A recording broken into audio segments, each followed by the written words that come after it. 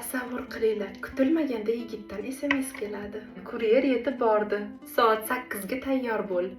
Yugurib borib qiz eshigini ochsa, katta korobkada sovg'a. Ichida nima bor deb o'ylaysizlar?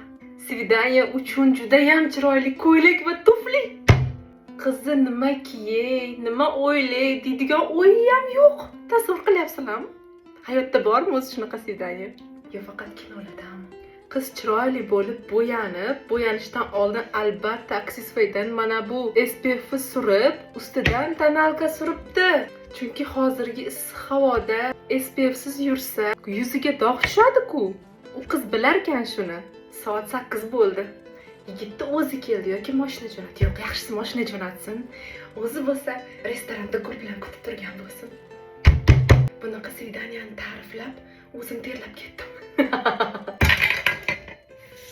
Qizni ovqat zakaz berishi ham kerak emas. Hammasi o't ido zaraniya o'ylab qo'yilgan yigit tomonidan. Bunaqa svidaniyadan keyin qizlar unaqa yigitlar qizil kitobga kiritish kerak deb hisoblashadi. Nima yoqadi o'zi senga deb savol berishganda yigitinglar, shu videoni jo'natish uchun o'zingizlarga saqlab qo'yinglar.